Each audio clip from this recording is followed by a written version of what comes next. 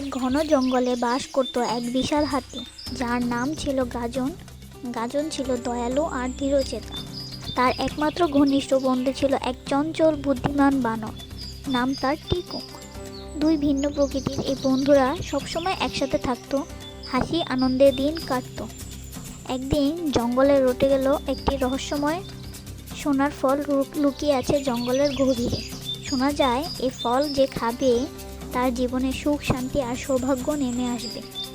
গাজন আর টিকু ঠিক করলো তারা এই ফল খুঁজে বের করবে, কিন্তু তা নিজের জন্য নয়, জঙ্গলের সবাইকে সাহায্য করার জন্য। তাদের যাত্রা শুরু হয়ে গেল।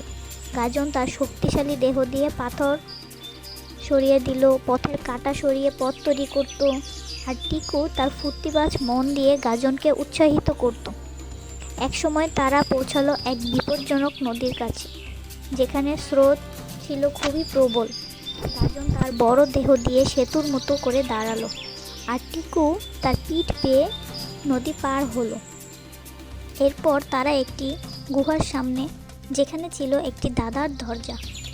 টিকু তার বুদ্ধি দিয়ে ধাঁধা উত্তর খুঁজে বের করলো। গুহার ভিতরে তারা দেখলো সোনার ফল একটি উঁচু স্থানে গাছের মধ্যে ঝুলছে। টিকু সহজে গাছে উঠে ফল নামালো, কিন্তু হঠাৎ গাছ কেঁপে উঠল, আর গাজন লক্ষ্য করলো যে গাছটি আসলে এক জাদুকরী সাপের বাসা। সাপটি ক্ষিপ্ত হয়ে গাজনকে আক্রমণ করতে গেল, কিন্তু টিকু সাহস করে সাপের দৃষ্টি আকর্ষণ করলো। ফলে গাজন সময় পেয়ে গেল আত্মরক্ষার জন্য। তারা একসাথে সাপকে ধোঁকা দিয়ে গুহা থেকে বেরিয়ে এলো। যখন তারা জঙ্গলে ফিরে এলো, তারা সোনার ফল ভাগ করে দিল জঙ্গলের সবার সাথে। সেই দিন থেকেই সবাই জানলো প্রকৃত সৌভাগ্য আসে বন্ধুত্ব, সাহস আর একে অপরকে সাহায্য করার মনোভাব থেকে। গাজন আর টিকুর বন্ধুত্ব হয়ে উঠল জঙ্গলের সকলের জন্য এক অনুপ্রেরণা।